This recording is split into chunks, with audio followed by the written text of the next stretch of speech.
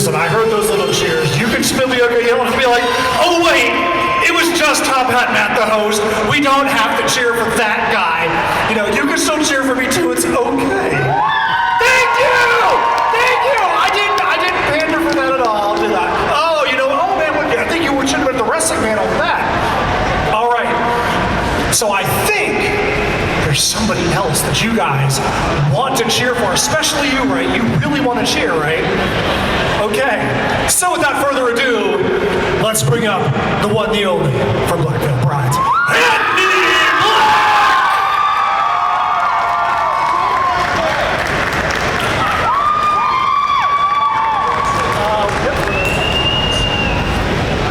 Hi. Hello. If I say hi again, will you make the woo noise? Like 5 of you? Hi. Now It's a very short little. Now Do you like leaning over this aggressively the whole time? No. Can we go? Can we hold him? Thank you. You can do whatever you want, man. I got all kinds of back problems, so. Now can you do the woo noise in slow motion for him? Ready?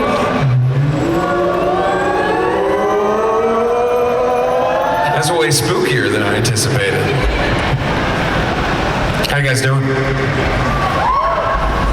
Bengals just scored a touchdown, so Good. So he and I were just bonding backstage over our love for football. And the reason why we came up a couple minutes late is we wanted to see if the Bengals were going to score, man. I mean, that's just the way that it works. You know, when you're... They did. You got a Ravens bag? Do you hold pieces of shit in there, or is that your pieces of shit bag?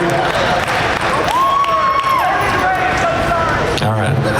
Dude, that was a great one there. I'm a Miami Dolphins fan, and we are just bad right now. You can't boo us right now because we're so bad. That's like kicking the kid that's on the ground that has already been knocked in the puddle of mud. Okay, come on. All right, so let's get back to the guest at hand. So Andy, how has your experience been at this Spookala? Because this is not the first time you've been here, right? Have you done other Spookalas? We did one in Ocala. Yeah, we did one in Ocala a couple years ago, and I was only there for a couple hours. So this is the first time I've done the 3 days. This is so much fun. I would say that, you know, I really like a good mix of these of kind of the horror and the comics and all this stuff. And all the vendors are incredible, and people have been so nice. And you guys just show a lot of love. Whether it's a guest, a vendor, a musical celebrity, you guys all just show a lot of love. And I've heard that across the board. So give yourselves a hand, because it seems like everybody has said what he just said right there, that there's something special in this crowd. And there's a person whose head is a TV, so that's always... Hi. And there's somebody right here in the front row who really, really, really wanted to cheer for you. So much that she's the one that stopped her cheer when I came up and she saw that you stopped at the step. She was like, yay, oh! And she's like, I can't waste it, I gotta wait. You gotta save the cheers, I've always said that. Hello, all the people on the tables. Some of you are excited about the panel, others of you are upset that somebody's talking while you're trying to sit. So Andy, when you started off as a wee young lad in Ohio, yes. What genre of music did you want to play? I know that because I'm a musician myself. I'm a lifelong musician, and when you start, sometimes where you go is not really what you want to do. You kind of have to start with where your talents are going to take you. What did you want to do when you first started? All the bands I listened to growing up, like primarily the first things I was introduced to were, you know, the classic rock bands. Like my dad listened to Kiss and Wasp and AC/DC and Motley Crue and all that. So that was like my introduction to music. But he was also really into like punk rock bands like Stiff Little Fingers and Lords of the New Church. And so I would say I went more towards punk, and my favorite bands as a kid were Alkaline Trio, Social Distortion, Jimmy Eat World. Those were the bands that I listened to the most. I wouldn't say that to the average person listening to Black Veil, you wouldn't necessarily say that our band sounds like any of those bands, but for me, that was the basis in terms of melodic writing, lyric writing. One of my favorite artists of all time is Bruce Springsteen, who I take a lot of inspiration from. You wouldn't necessarily know that by listening to like the more like metalcore-y type of stuff, but to me, when I hear all that stuff as a writer, I feel I can hear the influence, especially like on our first record. There's a lot of Alkaline Trio-y melodies and lyrics and stuff on there. So yeah, I think you just find ways to weave your interests in over the course of time. So at what point in your musical career did you feel like, okay, now this is exactly what I want to be writing? It doesn't mean that there's any hate towards anything you did early, but at what point be like, okay, I've hit the vibe, and if I was writing something like this and building on this for the rest of my career, I could be satisfied because I've finally found my jam. I think that kind of happened though for us. It was in 2013 we did a record called Wretched and Divine, and that was like our first big record. And a combination of the fact that it was exactly what I wanted to be doing with the fact that it was our first commercial success made it so it was not only doing the thing I wanted to do, but now everybody was encouraging us to do that thing, you know what I mean? So, and really since then, it's been variations on stylistically how we started writing on that record and moving forward, because the first couple records were kind of a hodgepodge. Jake and Jinx, who were in the band, the guitarists, they had written musically really everything on Wretched and Divine and Set the World on Fire were original musical pieces that they had written that I then wrote lyrics and melodies to on top of their songs. So we were never starting from scratch because we kind of hit the ground running and, oh, you have this, I can do this. And so it wasn't until we got to that record that we started from, we don't have a song, and now together we're going to write a song completely from the beginning. And it's been that way ever since. And, you know, to different degrees, like a song like Bleeders that just came out, that was something that Jake put together pretty much entirely musically and then sent to me, and then I wrote something on it, and then we worked with our producer Eric Ron, and he changed some stuff with us, and we adjusted stuff and back and forth, and ultimately ended up where it was. But by and large, from 2013 to today, most of Black Veil stuff is, we don't have a song, do you have a riff, do I have an idea, and then we build it up that way. All right, that's awesome. So let's go to the look of Black Veil, Brian. So you mentioned Kiss. So Kiss was the one that kind of started with the face paint and the black and white imagery, and then that imagery kind of went way extreme and went to the more like extreme Norwegian black metal was the one that kind of took that over. And then you guys and that kind of pulled it back into some more commercial music. Did you ever feel that there was any pushback in the industry when you guys were kind of pulling it back out of the Norwegian scene into the kind of makeups and stylings that you used, bringing it back into more accessible rock and metal music? Everybody hated us. The Norwegian band style people hated us. The emo people hated us. The labels hated us. The retailers hated us. Like, really much in the early days, unanimously, we were met with doors closing, and it really was, and I say this with no hyperbole, the fact is that we were a band that, despite people's ire towards us, we had this undeniable audience that kicked the doors open for us and allowed for us to end up in a position where, oh, now we're getting signed by a major label, or now we're doing this and that. It was only because we really are a success story predicated on our fan base. You know, a lot of times bands come out, and within 6 months of them being popular, everyone is being told that this thing is popular. So it's almost a self-fulfilling prophecy where you know that this band is well-liked, so you're going to listen to them, and then you think you like it because other people heard it or whatever. With us, we were basically, everyone outside of our audience hated us, but our audience kept growing and keeping us kind of in the mix until eventually we were taken seriously. So whether it comes to the aesthetics or whatever else, we really were in a position where we required the dedication of our kind of cult audience in the early days to really have those doors open for us. And as someone who is, again, a lifelong metal musician, and someone that I remember when you guys came out, I remember the pushback and the hatred, because I am into a lot of more heavy bands, a lot of European bands, and I do remember that. I do think that that's a great testament that sometimes what you're producing is going to transcend what the image is, and it's like people can't help but like you. And I think that's really cool that you guys were like, you know what, we know we have a fan base out there, we're not going to change to try to go and pander and find an audience that maybe doesn't want to like us. You're like, dude, if you like us, great. If you don't like us, hit the brakes. things. Well, I think you're just going to make terrible shit if you do that. You know what I mean? If your objective is to try to trick people into liking you with your music, it's nothing I would ever want to listen to. You know, and I think there's plenty of bands that do that, and I'm not going to name names or anything, but I think it's pretty objectively clear. You can see that there's a fair number of artists, particularly in today's climate,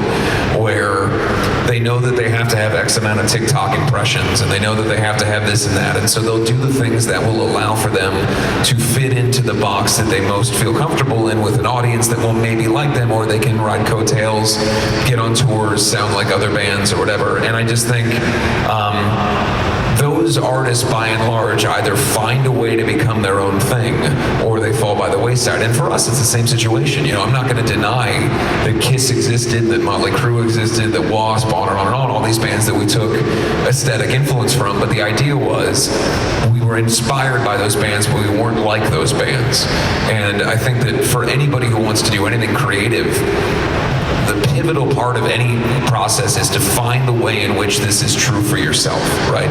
If it is true to you that what you're doing is good, at the very least to you, and what you're doing is meaningful and genuine to your interests, then it doesn't matter if somebody else doesn't like it, and it doesn't matter if you don't find a way to be popular, because like you said, good stuff always wins out. So,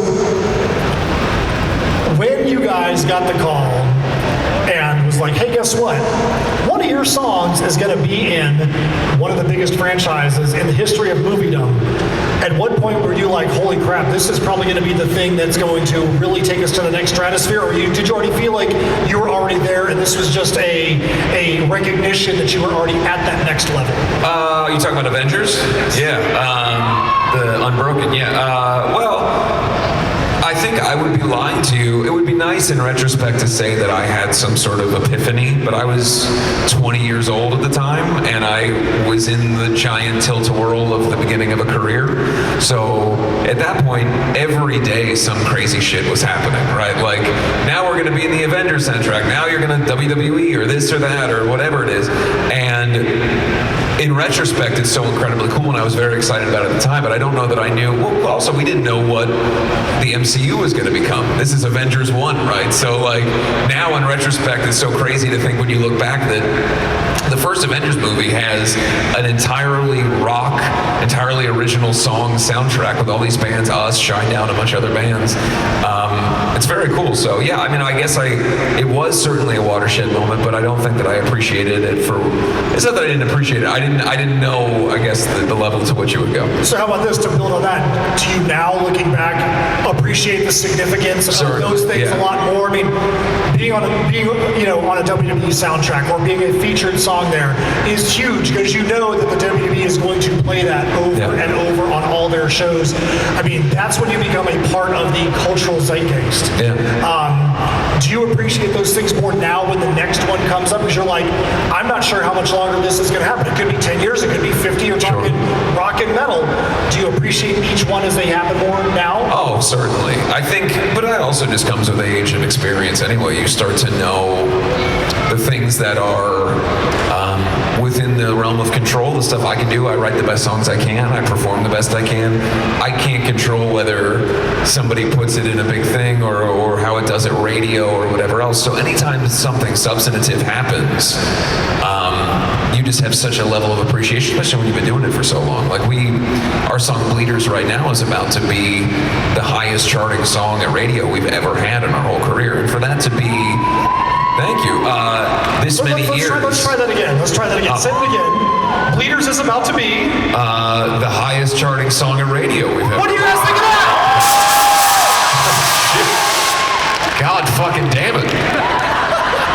I didn't know that shit was gonna happen. Hey, you know what? We got really good sound men and video guys back there. They've done some great job. Why don't you guys give a big round of applause for these guys back there? They've done a great job back there this weekend. But yeah, so to that end, the fact that we're this many years into our career, that's a huge thing. When I am done today talking to you, I go home and I got about 2 weeks before we headline Wembley Arena in London coming up. So those are things that, again, I'm glad that they're happening to me now because I can truly appreciate and understand the impact of stuff like that. Maybe in a way that I was so young. I was 16 when we started, so I didn't know what the fuck was going on ever. So now, as an adult, I'm 33 years old, I really appreciate all this stuff. That's awesome. All right, so we do have an open mic up here, and if you want to come up here and you want to ask him some questions, I have some more things I can ask him, but I want to get to the things that I knew you were going to be the first one in the line. I knew it. All right, question time. It's question time. So what's your name and what's your question? Oh, hey, we need the fan mic on. Hello, test. Okay. There we go. Hi, so my name is Mandy, and I have kind of a thought-provoking one that I wrote down. So, how has the adversity around your music and band's image made you reevaluate your music and what you're doing in the business? Well, again, kind of speaking to what we just talked about, the reality of you never know whether this thing that you're making is going to succeed, so you better make something that you like. You know, I think sometimes, because we experienced it early in our career, like people have never heard this, but when we first signed to Universal, they didn't really know what to do with us, and that song Fallen Angels was one that I'm glad you like it, but the reality was it was the first time ever in our career that we had other people step in and tell us that we had to write a certain kind of song. The record, Set the World on Fire, was done as far as we were concerned, and the label came in and said, we thought you were going to be like a glam band. Why are these all extremely fast songs with breakdowns and everything else? So they were like, you got to write a glam arena style song. And ultimately, I'm happy with what we did with that song. And we're proud of it ultimately because it's a huge song for us and people liked it. But it was the first time where something was coming out that wasn't representative of exactly what we wanted to do. And as big as that song is, and I'm not saying I don't appreciate the success that it has, I do not feel a connection to that song the way that I do to, say, Scarlet Cross or In the End or these other songs that we've had that succeeded, because those were ones that from beginning to end were exactly what we wanted to do. And so no matter what, I guess the lesson I've taken away from that is no matter the success of something, if you truly love what you've made, that's always going to be more important than, oh, it made you more successful or a bigger band or whatever else. Awesome, thank you. Thank you so much. All right, next up, come on up. What's your name and what's your question? Hi, I'm Sam, also your certified #1 Veil stan. Okay. Mistreating that album. I was gonna ask, you toured with Dark Divine twice. I just wanted to know what you think of them and what advice you gave them, and just general advice for people coming up in the industry, especially in the scene.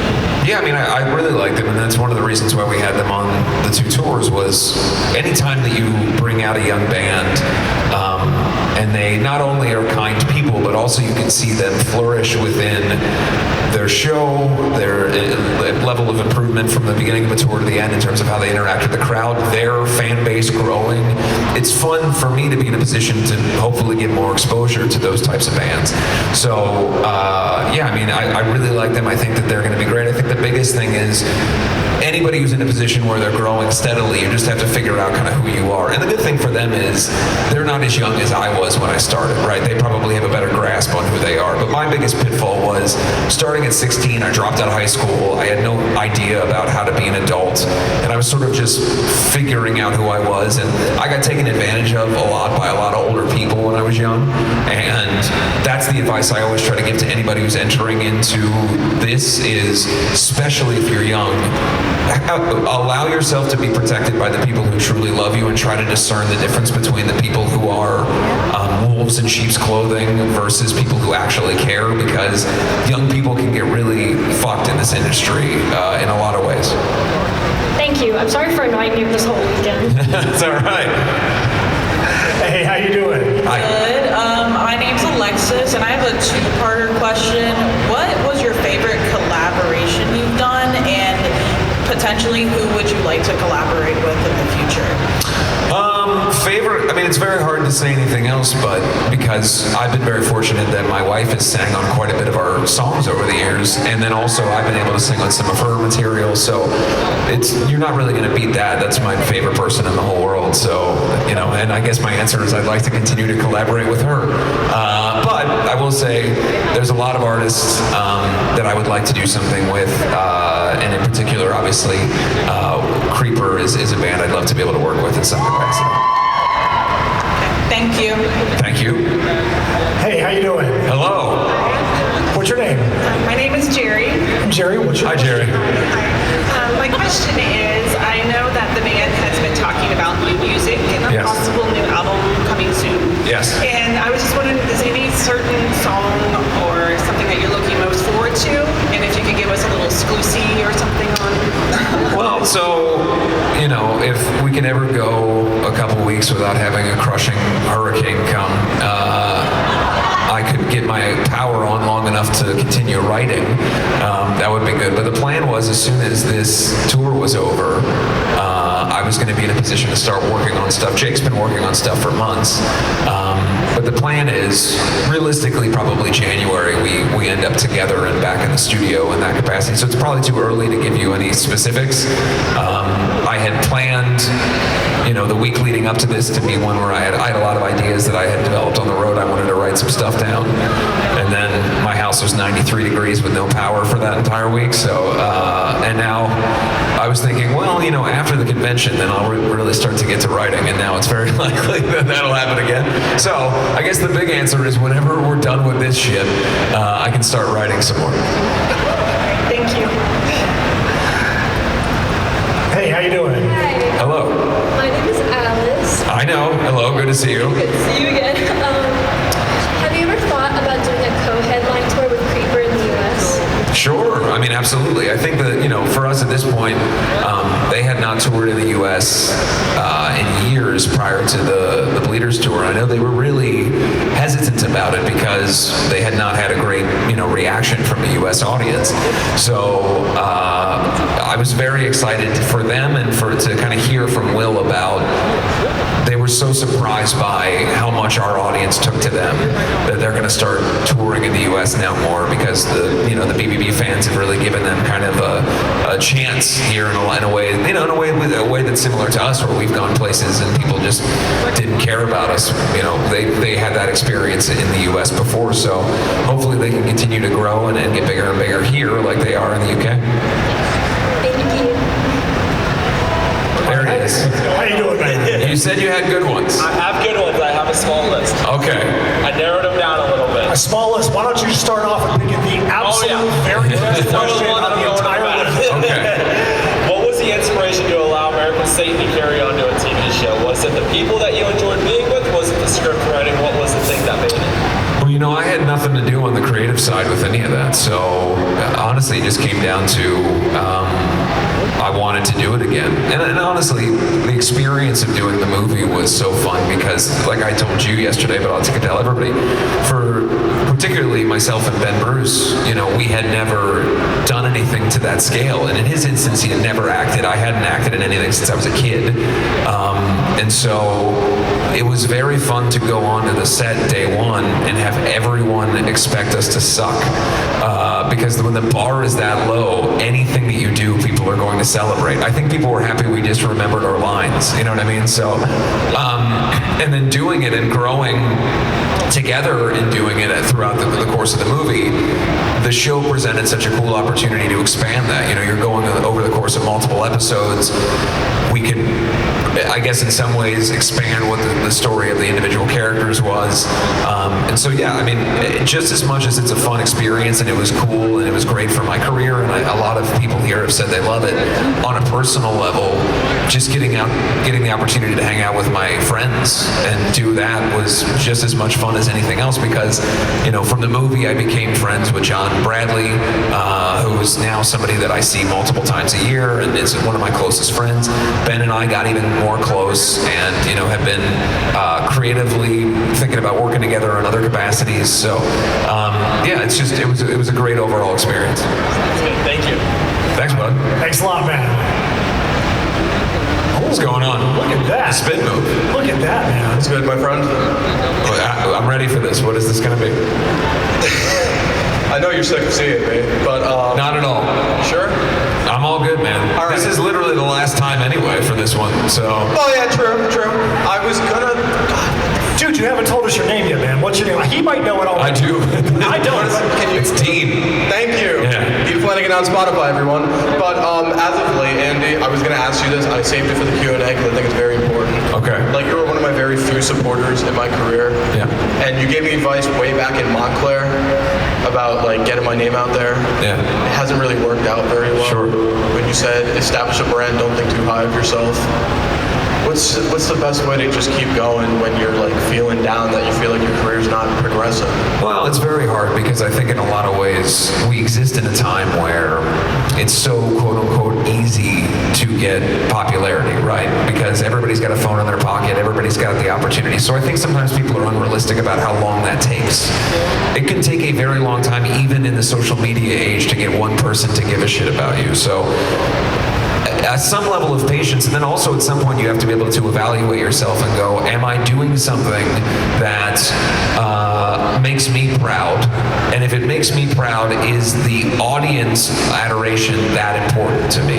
And once you stop focusing so heavily on getting people to pay attention, you can start to maybe make something that makes you feel good enough about yourself that when inevitably people do find it, you won't need them for that art to be substantial to you.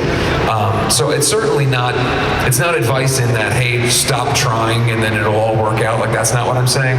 But try to practice some level of patience within yourself and give yourself the grace and time for people to find what you've got. You know, I'd like to tack on to that a little bit too. I'm saying, because I don't know what your content is. I don't know how you're promoting. It's not that great. But I think sometimes, well, here's the thing. Sometimes you have to take a step back and say, am I promoting it in the right place for me? It might not be, you know, it might be a different path than what other people do, but if your content has a fan base over here, and you're like, I'm promoting over here and I'm not getting a lot of success, maybe it's just because you're not putting it in the right place. And I'm not saying that you're not, but I'm saying if you take a step back and say, what other ways can I possibly try to promote my product? You might find another path that might be like, dude, why was I not doing this in the first place? And that path maybe what's going to get you that audience that you want. Yep. Once again, thank you for listening to that album. Go Pittsburgh. Oh, nice. Dude, he just threw a Go Pittsburgh at you, man? That's all right. You know. Oh my goodness. How Have you doing? checked? Oh, look at Have you this. checked the score, by the way? You might want to take that poop bag out. Dude, It's not looking good. I gotta let you know something that's pretty cool. Okay. This dude right here, he's wearing one of my shirts. So from over here, he Excellent. bought this at the show from Steph over the table. He literally just went and put that thing on. Perfect. How cool is that? Brand That's what new. I'm Looks talking good. about. Gotta represent Nocturne here, you know? That's what I'm talking about. You rock. Thank you, Matt. Hi, Andy. It's nice to meet you. Hey, how you doing?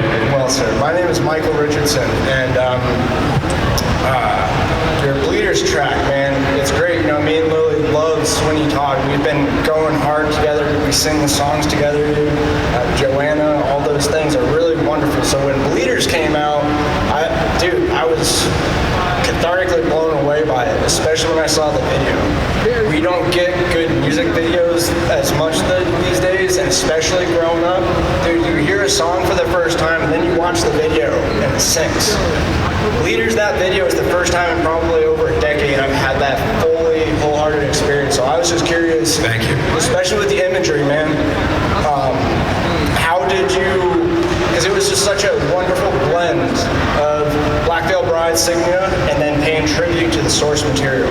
So I guess, how did you really decide what elements you wanted to draw to visualize that really support the lyrics? Yeah, I mean, look, there's absolutely elements, because initially the idea is mine, right? But I have to give full credit to Jensen, who directed the video, and his whole team. You know, he's done all of those incredible videos for Ronnie and Falling in Reverse. He's done all the Ice Night Kills videos, Motionless and White, a bunch of other ones. He is kind of the guy, and he took my idea and made it what you saw, right? Like the practical set that we used that looked exactly like the movie, you know? Like that's, so, I mean, honest to God, and this is gonna sound like a dumb answer, but we were in a position where we believed in the song and the video, and we were also free agents at the time. We were going to shop ourselves to new labels, and I had met with a bunch of labels, and the number one sticking point was, I want to spend a fuck ton of money to make an insane music video about Sweeney Todd. And ultimately, that was kind of how I'd start every meeting with these labels. Like, look, I want to spend way too much money to make an insane video, and we wanted to see who was gonna want that too. You know, which label was gonna really want to go into the Sweeney Todd business with us. And thankfully, it was Spine Farm and Universal Republic or Universal Records, where we previously were, but we're at Spine Farm now, and they're incredible. The whole team's incredible. So that's the answer to that. Is we got to make an incredible video with a huge video director, and I hope everybody gets that opportunity at some point in their life. Appreciate you. Hey, thanks a lot, Matt. All right, coming up. Hey, how you doing? What's your name? My name is Jessica. Hi, Jessica. All of your albums have had great imagery and storylines and storytelling. Sure. Will Black Veil Brides ever come out with their own short film? Well, we did. Legion of the Black came out in theaters in 2012, so it's been a long time. The new Black Veil Brides, they evolved. I think that certainly to some capacity, I think that, I've talked to Josh Schultz, who directed My Friends video, who's one of my closest friends, and we did that. We shot that video at the St. Pete airport. And it just won Best Short Film at the Texas Film Festival. And he and I have really always enjoyed making crazy shit out of limited means. Making we did all the photos for Bleeders, the stuff that's in the vinyl, in my garage in my house. I built the whole little set and everything. And so the process to do those types of things is a lot of fun. So if we did something, it would more than likely be something that's more artsy, I suppose, and on that side, as opposed to the large-scale Jensen video type of thing. That feels like it's kind of its own lane. Thank you. All right, good stuff. Hey, look at that. Somebody bought one of your shirts. There you go. That's good. Hi, my name is Lexi. Hi, Lexi. I've just been a really big fan for a long time. So Thank you. It is such an honor to be here and be able to talk to you and stuff. I was wondering though, being such a long time fan, We Stitch These Boots is one of my favorite albums of all time. Yeah. And when Restitch came out, that was such a big moment for me. I loved that and stuff. So I was just wondering, while you were recording Restitch These Boots, if you had any feelings, like kind of going back to your roots a little bit on that. What's that? I'm sorry, I couldn't hear that last part. Kind of going back to your roots a little bit with Restitch and re-recording on Restitch. I was wondering if you had any big moments, like re-recording that album that kind of made you look back. Well, the whole process was pretty cool because you don't often get to go back and relive your adolescence like that. We made that record for a couple $1,000 that we could scrape together. I recorded all the vocals for it in a closet. And so it sounds like ass, but the opportunity to re-record it meant that we could make it sound, more up to date, and that also meant it was for me 10 years more of vocal training and ability. So, I don't know that there was any kind of life-changing moments by doing it, but certainly the whole thing was very nostalgic and a fun thing to kind of go back in time. Thank you so much. Thank you. Hey, how you doing? Hi, for the 100th time. Hello. Hey, do me a favor, make sure you step up to the mic just so that way we can hear you up here. What's your name? Tatum. And JD, what is your question? All right. So you asked me to ask you a question. Sure. So I thought long and hard. Okay. So my question is, if you could build a supergroup of any musicians, dead or alive, who would it be and what would you name it? Well, if they're dead, we're not going to be able to play much. So I'll try to avoid corpses. I never said you couldn't bring it back to life. I'm going to give you the cop-out answer, but it's really true. And it's because I don't think I could be the band as it is with Black Veil, between what Jake brings to the table, Jinx brings to the table, and Cece. I don't think I'd ever, Lonnie plays bass. That's... He's been in the band for 10 minutes. I'm not, I love Lonnie, but, and by the way, what he brought to the band emotionally, certainly, but I'm just talking on a creative level for people that I've gotten to write with for so many years. So we'll get to Lonnie, don't worry.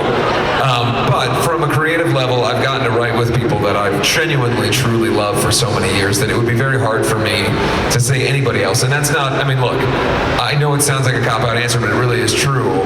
When it comes to something like, all this Sweeney Todd stuff, that's not something I could throw at your average, like, metalcore band from the 2010 guy. You know what I mean? Like, it's not, they don't really, the reality that I can say, hey, I'd like to do this musical theater thing, and then everybody sort of goes into action and figures out how they can make it happen. It's incredible, and they're incredibly talented and one of a kind. So I'm going to go with Black Veil Brides and plus Lonnie. Thank you so much. All right, next up, what's your name and what is your question? Hi there, my name is Bente. First of all, happy birthday, Lonnie. Happy birthday to Lonnie, good. Second of all, is there any chance for us to hear Our Destiny live at Wembley? To what? To hear Our Destiny. No. Jake hates that song. I think he's probably said that on his stream before. I wouldn't be surprised. Can you maybe play it as a solo gig in the future? Maybe. It was an Andy Black song originally, so here's why Jake hates that song. Not because it was an Andy Black song, but because inexplicably, and to this day we don't know why, the song existed as the Andy Black version, right? And I didn't really think it was right. We took it to the guys, and they did incredible work on it. Jake made it super heavy and cool and crazy, and then inexplicably the producer took all of the stuff that he did off of the song. So I wouldn't say he hates the song. I think he probably has his feelings hurt by the song because we don't know why that it got changed, and I wasn't even aware that it had gotten changed until we heard the final master on it. So that's why. So maybe one day we'll play the real, like the actual version. That would be so cool. Yeah. Thank you so much.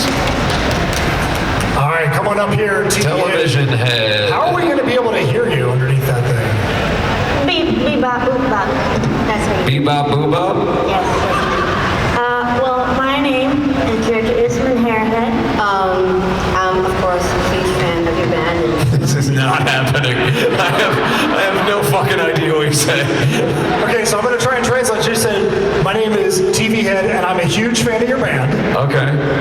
And I am trying to break into filmmaking. Okay, I'm understanding. And I understand, obviously, that you have some experience with short films and being on sets like that. Right. So what advice and words of encouragement would you give to someone who is just starting to try to get into that type of art? What advice would you have for somebody who's trying to get into filmmaking right now? Well, I suppose my route probably isn't one that's replicatable because I'm a musician first, and then I kind of got the door open that way. But in terms of making anything, because I grew up as a kid like anybody, I had a camera and I made stupid little movies, and yes, I did make a shot-for-shot remake of The Grinch when I was 7 years old, in case you were curious. No, I think the reality is it just has to come down to refining your artistic vision and what your brand is when you make things, right? So knowing what your eye is, the things that are interesting to you, finding as much as you can about film history, learning how to make short films that are emblematic in terms of what you enjoy, and obviously you can make horror movies for next to nothing, and they're fucking awesome, so make some horror movies. Thank you. Hell yeah.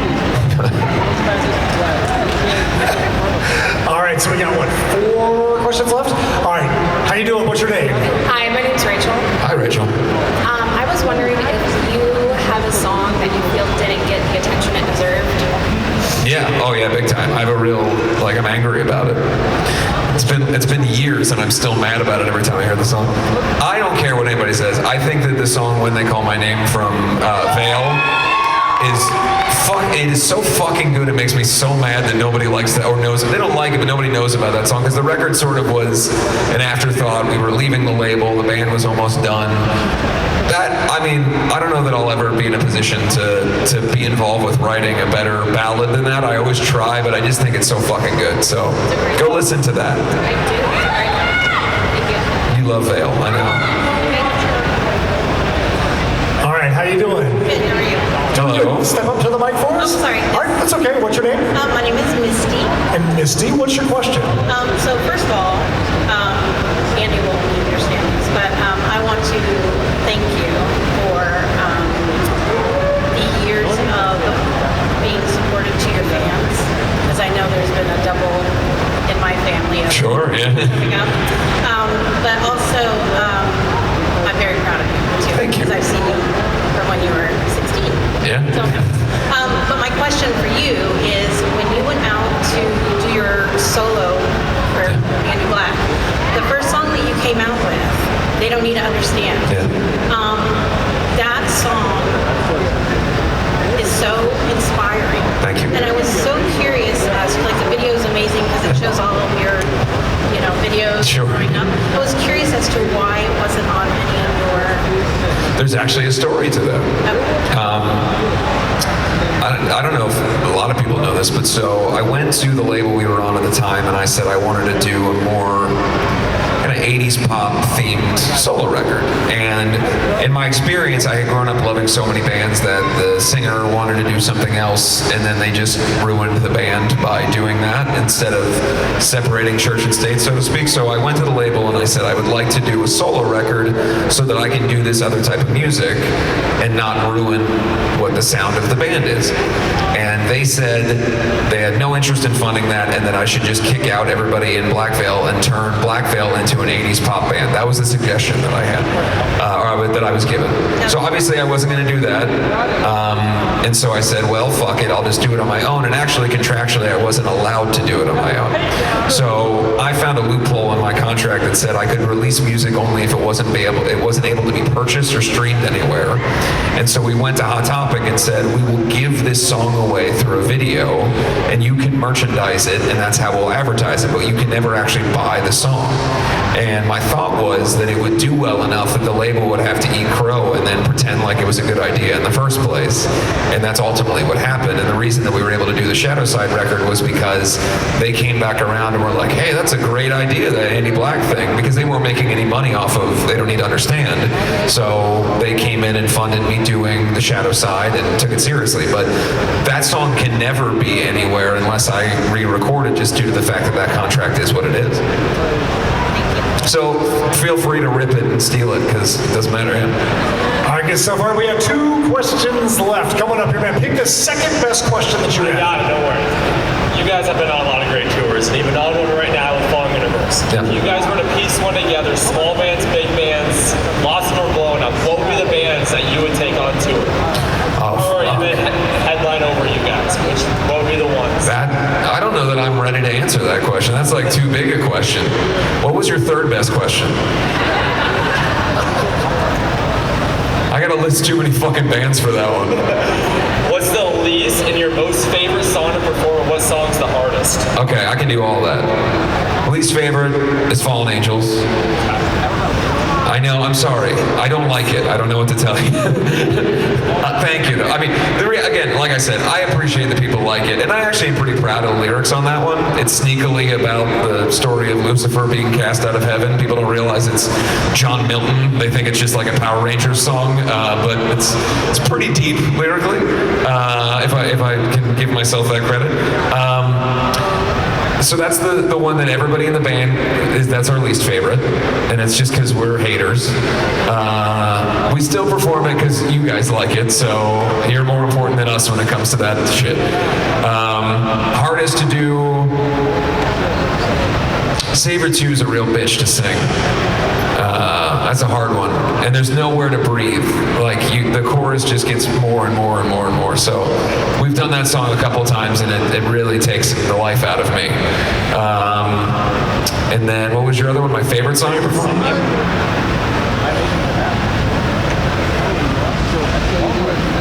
I'm really liking Bleeders right now, and I know that sounds. I really am. We just did it every show in the last run, and it's fun to do a new one that's getting so much reaction so quickly. And then apart from that, I've always liked Nobody's Hero live. Thanks, bud. Appreciate you. All right, good stuff. All right, so here comes the very last question. Is it worth the final question? Question of the entire convention, of the entire Spookala 2024 October convention. No pressure at all. What's the question? I feel the pressure. Hi, my name's Bria. I saw you yesterday. question really like, is it the value in concert with the situation? I feel like it is pretty important. I was gonna add, well, two things. So yesterday, the picture that I took, it was a little messed up. So if you do want to redeem yourself, I have my vendor's booth. It's right over by the bathrooms, you guys. My business is called Cat Machine Broke. Okay. So I wanted to ask you, is Vans Warped Tour really coming back in 25, and will you be there? It is, and no comment. Thank you. All right, good stuff. All right, so for the last time in Spookala October 2024, you guys going to help us to summon the show photographer. We've all had fun doing this. His name is Corey. If you want him to be able to come up here and take a picture with you guys and this guy, you have to do your best job of using your most scary voice to say his name and summon him up. Are you ready? Corey!